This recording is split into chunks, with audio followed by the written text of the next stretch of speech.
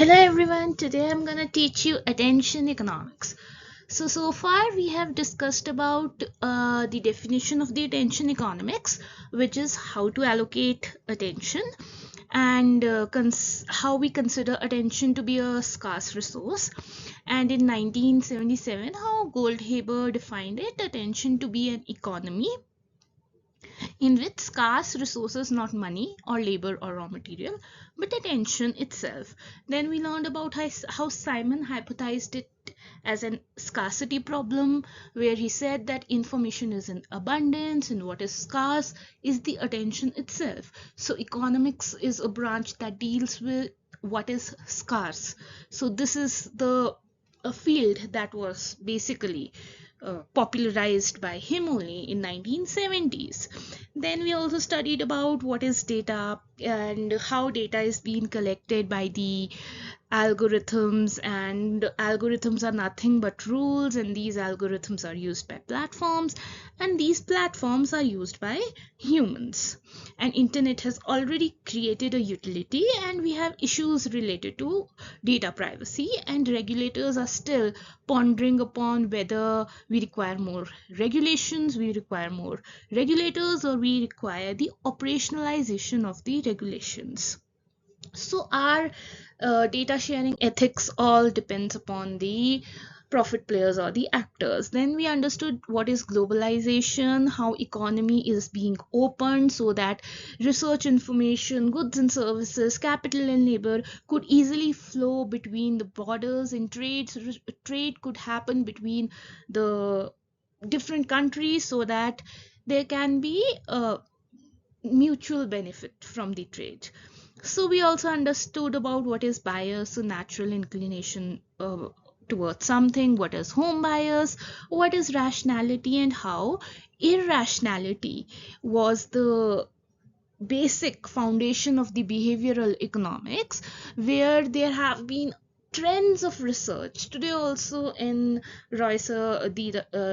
the Datta Royce's class. We saw how many papers have been published. I'll share the link in the description box.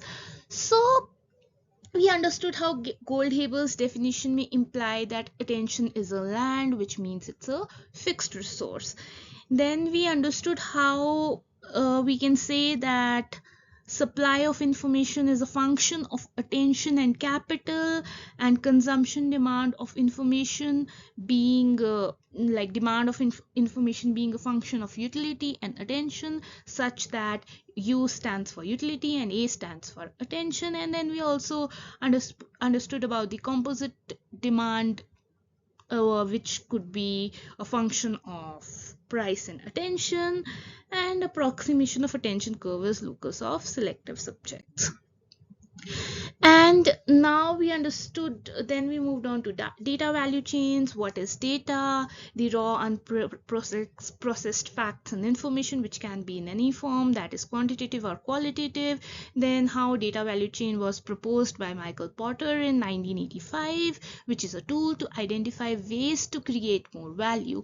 Then what is an economic variable? That may take up any value, so that may measure price, rate, income levels, anything that can be measured, that is the value. So the Prima Crisis was the book that we discussed, and how does it refers to an extent of period of instability, especially one resulting from a series of catastrophic events.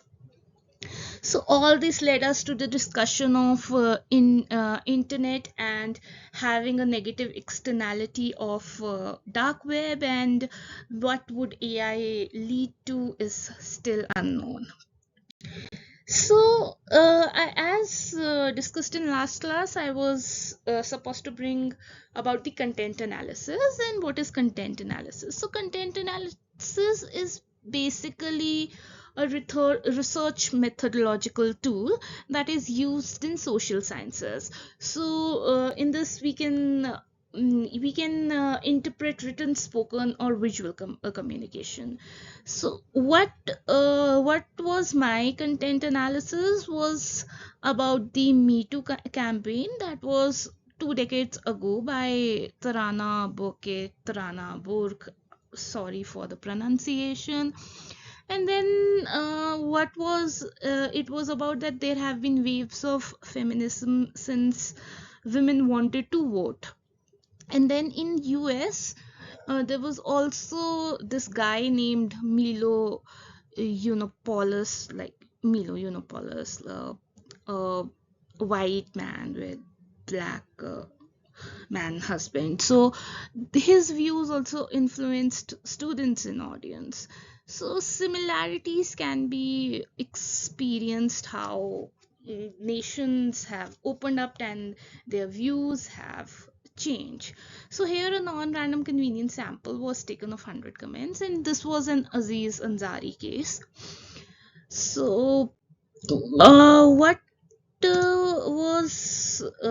is the difference? First, I would like you to understand about so this is by Beyond the Silence.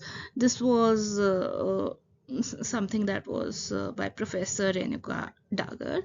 So the difference between the violence against women and girls and gender-based violence is explained in this table. Apart from that, I'll just finish it just very quickly. So this is what basically the content analysis was. So what happened was there was this person, Aziz Ansari, who had that social attention was paid. A lot of uh, things happened at that time where this Me Too campaign was tweeted by Alyssa Milano, and there was a significant role when she tweeted that if you have experienced any kind of harassment or assault, then you can just write a Me Too. And this simple yet powerful message quickly went viral, and thousands of people, including celebrities and individuals, shared their stories. So over here we understand what is the content, and then we analyze it by checking the authenticity of the commenting person, the values covered, the norms specified, recommendations, and which side is the advocacy being towards. And now what will happen is that this was how the research was performed uh, on content analysis. Now this is all to be digitalized, and now what are your views on this? Like, is it a good thing, is it a bad thing, what is going to happen? India has also observed similar trends in dowry and alimony. So now if everything would be in an AI regime, then how is it going to be impacted? That is the basic thing. Let's move on to the attention economics, the main theme. So the industrial age had robber barons who owned the the means of production, and then we have digitalization, and now the means of distraction is being owned by the profit players. So the similar thing is being highlighted in a paper titled Digital Economy, Factor Allocation and Resolution of Food Production by UZ et al., which concludes in proving the hypothesis that digital economy can enhance the resilience of food production. Now, this paper is a very recent study, and this can have a great impact on how nations trade and how people think. So, these are the things that are emerging in the economy. Now, let's study something about how about integrating of supply and value chain. So when I say supply, a lot of things come to our mind, like supply of food, supply of labor, supply of goods, supply of services. Initially, when we studied supply, we studied the Say's law of market, which said that supply creates its own demand. So this basically was the it was so the argument behind it was that suppliers product would be automatically spent by the income received. So they said that suppose there is a shoe production factory, and people who are producing shoes will get their income, and that income would automatically be spent on shoes itself. So supply would create its own demand. So there was like this kind of hypothesis was there, and people started producing, and mostly they were anxious to sell the products immediately. And that was just the supply side economy. So he did not studied about anything told about disposable income, savings, leakages, and value of money. That was something that was not in the purview at that time. And then uh, we understood this was something very true. Now there was this case study about Maruti Suzuki when it was entering the Indian market. So they had an agreement with this paint company, and they said, okay, we would do all the paints that would be supplied, all we would paint all the cars that would be supplied to the Indian economy. And then they established a plant over there, and there was supply and demand, and this kind of thing went on until there was an innovation. So this is how we understood about. And there was decades after, like in 1819, when Sherman Act was there, and it prohibited all contracts and combinations and conspiracies in restraint of trade. Basically it was kind of exploitation to consumer, but yeah, there was nothing much that could have been understood at that time, unless and until further research was conducted. Now, when we studied supply, we defined it as a function of price or production, that is, the cost that is employed in factors of production like land, labor, capital, and entrepreneurship. So, that was the amount of goods that is supposed to be supplied at a given price. So, when we studied the total production curve, we had a let me explain you with an example. So if there is a machine, right, and it can employ only 5 people. So now initially when one person is employed, production will increase. When second person is employed, production will increase. Third person is employed, till the fifth person is employed, the production will increase.